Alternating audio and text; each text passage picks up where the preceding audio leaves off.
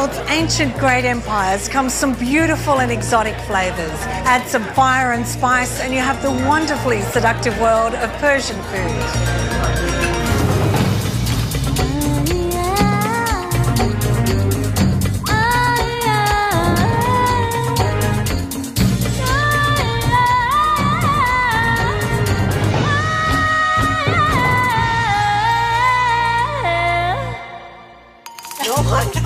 Join our food safari to learn how to create the rice dish of celebration, the secrets of an expert kebab maker, a classic dish of the Sultan's gourmet sabzi, and a seductive rosewater dessert.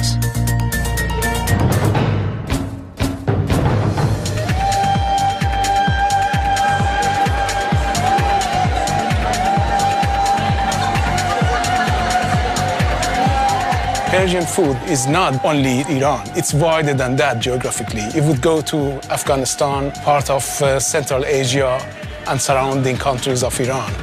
It is a very balanced food. It is time-consuming, it's labor-intensive, but at the end, it's yummy, it's delicious. Rasul Sajadi was born into a food-loving family in the Shiraz province in southwest Iran, a farming area with abundant fruit and vegetables. After fleeing his homeland, Rasul and his family settled in Australia and opened an emporium full of everything from 10 sorts of rice to musical instruments and backgammon boards. Tell me how essential rice is in Persian cuisine. The Iranians are usually very fussy about the way they prepare their rice. It has to be next to perfect.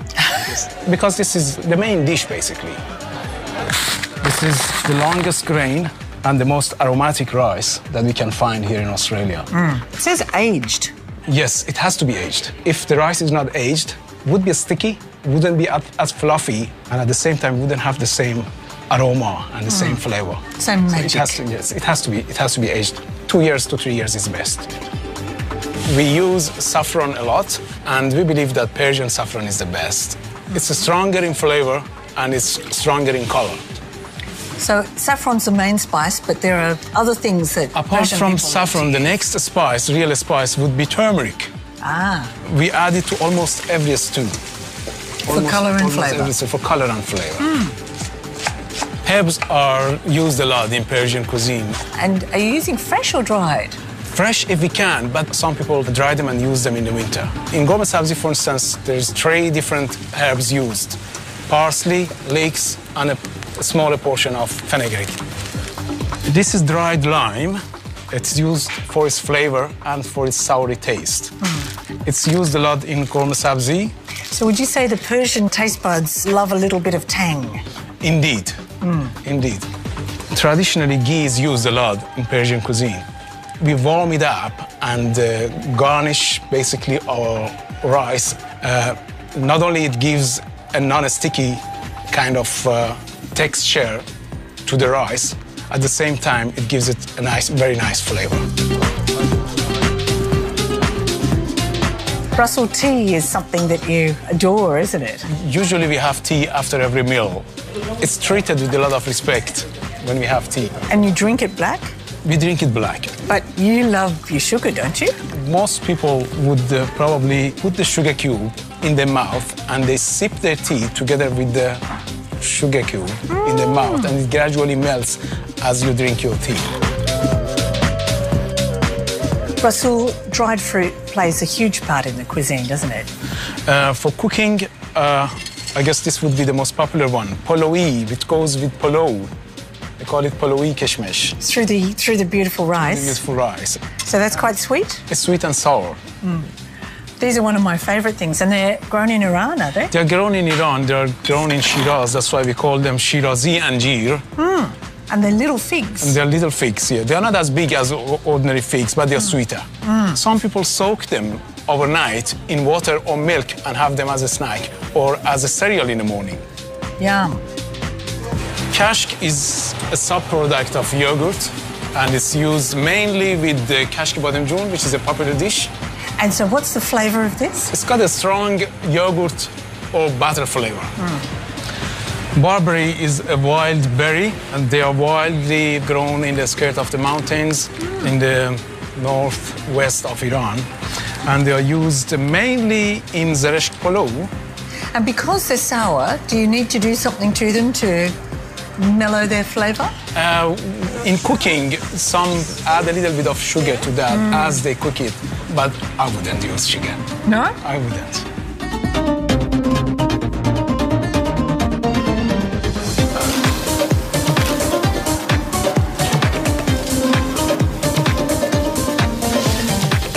To many of us, kebabs are all roughly the same. To a Persian, there are 1,000 fine distinctions. The quality and cut of the meat, the marinades and the spicing. But they're all cooked on the sword-like skewers called a shish. We make kebab of fish, we make kebab of prawns, we make kebab of everything. Kebab is the main part of the Persian menu, Persian cuisine.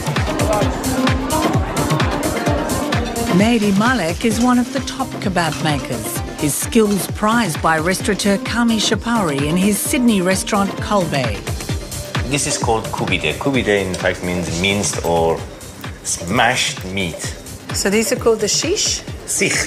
The sikh. Sikh. And what's the history? I believe that the soldiers used to use it while they were at war, since they didn't have a facility to cook. Oh, so they cook on their swords? Whenever they find a meat somewhere, they stick it on the sword and put it on the fire. Now that's very interesting how you've done that. So We call it loghme, that means bite. Each one of them is one bite. You can eat it with one bite. It's the same? It is exactly the same. Has to be. Yeah. That's one of the art of this. This is barge. The thin stripes of the meat, he's putting them on a skew. So he's trying to thread this through something that's what? That's a few probably millimetres a few thick. millimeters. Look how quickly he does it. That's why. A perfect bug. The perfect bag. The bug is dipped into onion juice and saffron before cooking. Cooking it, you have to have a notion of time. They are quite sensitive, these kebabs. If you overcook one side and undercook the other side, they separate from the skew and they fall off on the fire. So he has to cook them equally on each side. I bet Malik doesn't have very many fall down. Yeah. No, Never. never. Finished. Looks beautiful.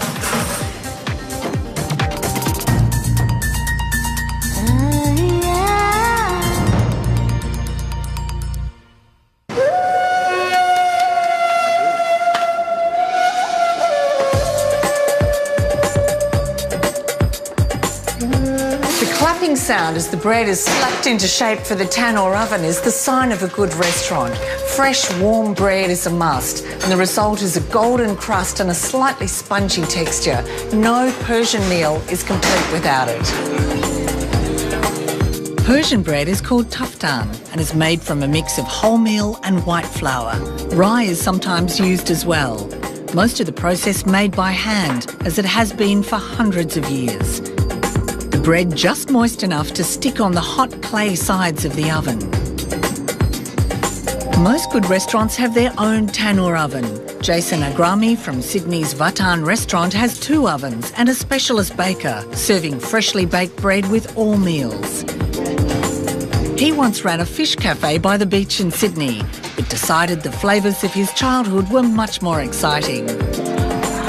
One of his favourite dishes is gourmet sabzi, a slow-cooked dish with duck, dried lime and a mountain of herbs. Parsley, coriander, garlic chives and dried fenugreek leaves. You couldn't find it fresh. You can... So you'd normally use these fresh in Iran? Yes, fresh, yeah. And when you start fry it, even 2-3 homes away, you know, they know you're doing the sabzi. Yeah.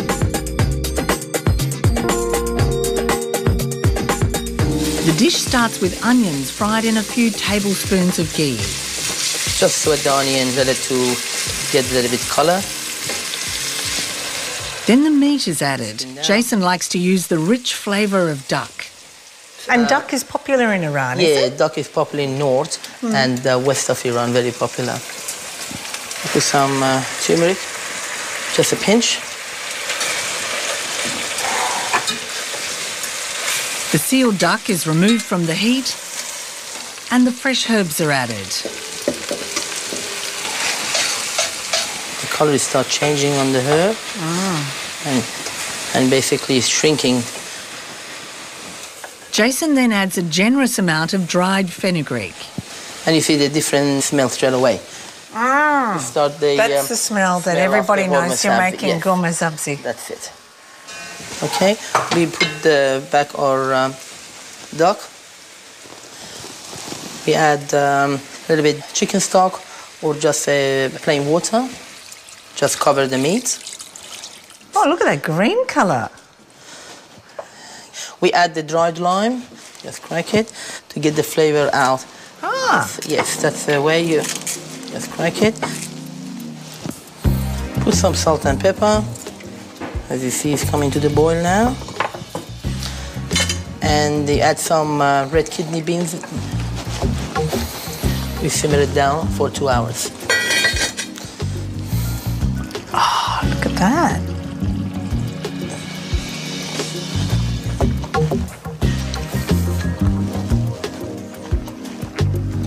That is so worth waiting for. That gourmet sabzi? That is gourmet sabzi. It's beautiful.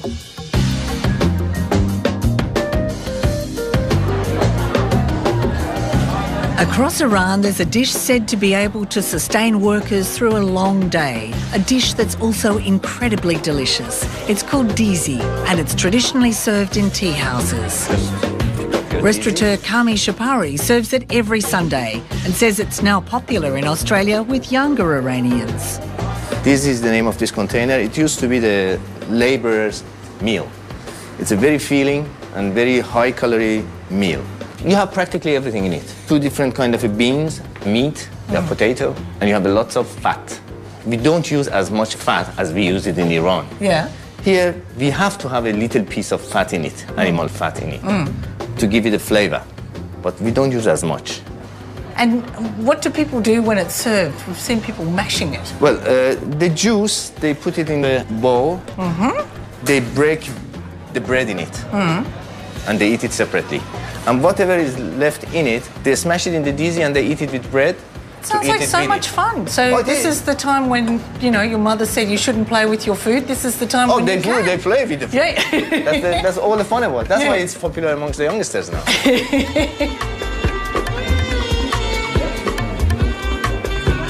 You can call it Persian pate. Persian pate.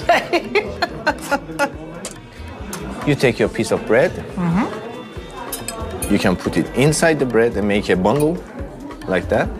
You can put either a piece of onion or a leaf of mint in it. Warm Persian pate.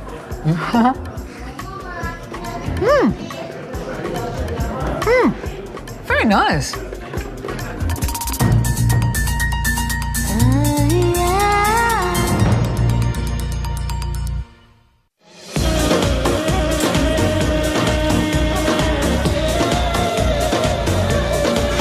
People are flocking for their Sunday breakfast. One of the big favourites in the Persian community is called kale poche, head and hoof soup, and it comes with all the trimmings. Kale poche, kale is a head, and poche is a feet. So this is a very different Sunday brekkie. Oh yes, it's different from the bacon and egg, and you know the egg Benedict Tuscany near the beach. Yeah, obviously. When you tried all that, come here. Of course, yeah. So for someone having this for the first time, seeing the head is a bit confronting, isn't it? Yes, yeah. First of all, I don't serve it with a whole, with a bone. I just plate it up. You know, different part of the head, the meat and the eye and the cheeks and the ears. You know, when you plate it up, it look like a lamb shank. I make a garni that is carrot, celery, and pasta stock. Get that little bit extra touch, yeah. Then I have the onions. So 4 onions to how many lamb heads have you got? I have around 20 and around 150 feet. 150 feet? Yeah. Whoa. Baby feet is quite nice and tender. Then I put garlic. I never say no to garlic. And then I put some cinnamon stick. That's traditional. That's a great flavour with lamb too. Of course. Then I put some bay leaves. Then I put the cardamom. And you like the green in this? Yes, yes. I put some turmeric. When it's cooked, it gives a yummy look with the lamb head and the meats, okay? And obviously go for the peppercorn. Good hand on the pepper there, Jason. And at the last, the good old salt. Very simple. With good set to get the turmeric to all the part of the meat. When it's coming to the boil, simmer it down for another 18 hours. 18 hours? 18, 19 hours. And it's coming like a beautiful consommé, very clear. Ooh, yeah. Lovely.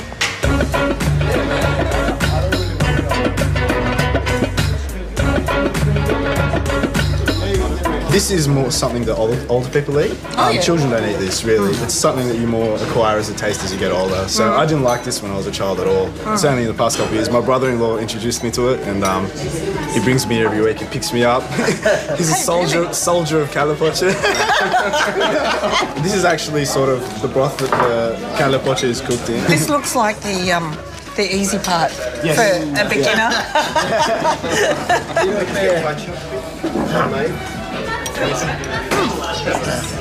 It's good. I went the easy way and got the cheek. That's probably the best place. That's the best place to start, and that's is it? the most like beef.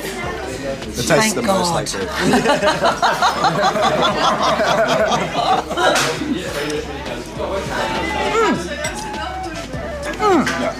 She said it was going to be like lamb shank, and it sort of is. Yep. A bit like lamb shank. You have to be born as a Persian to eat that, otherwise no. You have to be born as a Persian to eat this. That's it. You know what? I think you're right.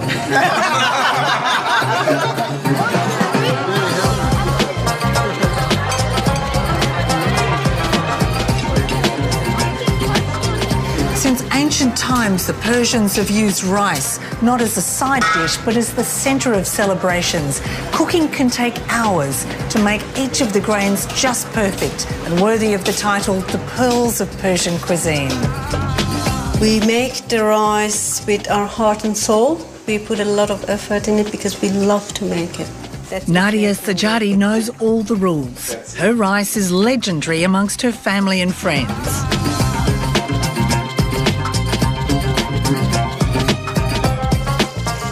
Nadia starts by washing the rice thoroughly and adds rock salt, then leaves it for half an hour before pouring the rice and salty water into the pot with a few drops of oil.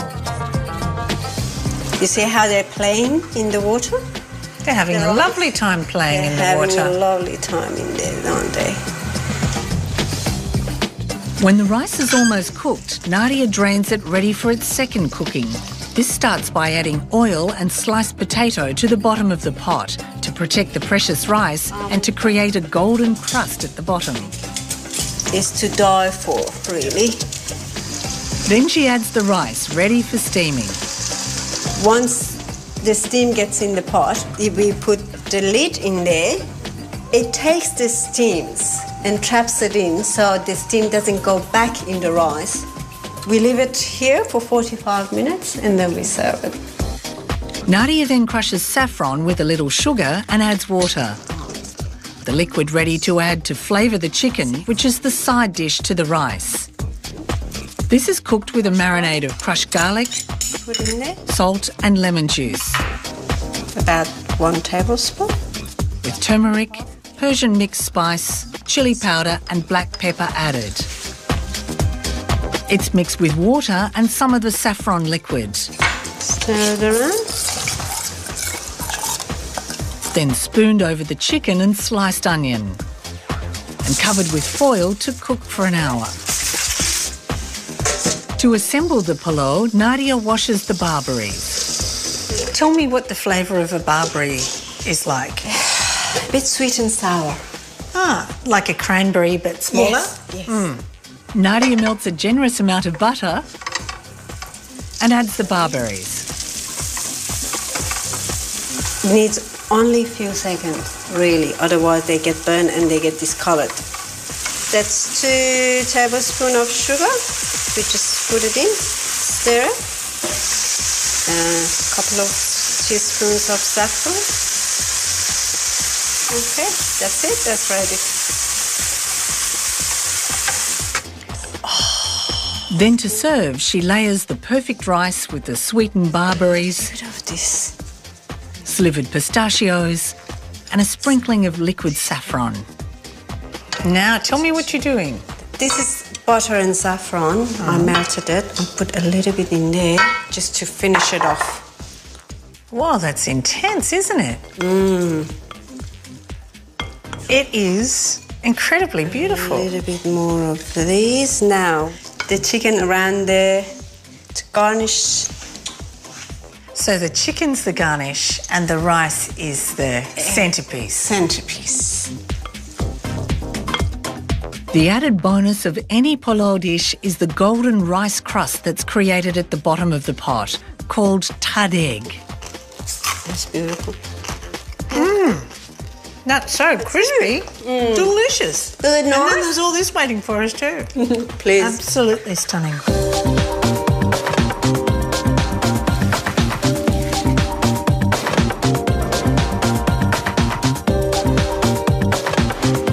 In the Persian community, sweets punctuate the day, from biscuits made with nuts and dried fruit to syrupy pastries and lavish cream cakes, many with the flavours of saffron, pistachio and rosewater. With his wife Sophia, Babak Jonaidi has been making some of the favourites using chickpea flour, rice flour and a good amount of spices. Lots of beautiful little biscuits. Yeah, this is Sultana's biscuit with saffron. Oh, Yeah, normally, the breakfast, tea, coffee. you've got to love a culture that has sweet biscuits for breakfast. Yeah. And Danish with the custard cream with cinnamon. Danish. Danish, In yeah. Persia. In No. Persia. As for desserts, there's one favourite that appears on dessert menus as well as being a cool summer snack. It's called faluda, a sweet iced dessert with rosewater and flavoured with lime, sour cherry or strawberry. Sometimes it's served with saffron ice cream. It's something that is very good for hot weather. But what it has inside, especially the lemon and the crushed ice that is inside. So it's like a sort of exotic snow cone with noodles in it. Yeah. Restaurateur Jalal Dastiari is a devotee. He was born in Azerbaijan and grew up in Tehran, where he was a police officer, later moving to Australia and opening Anahita restaurant 10 years ago.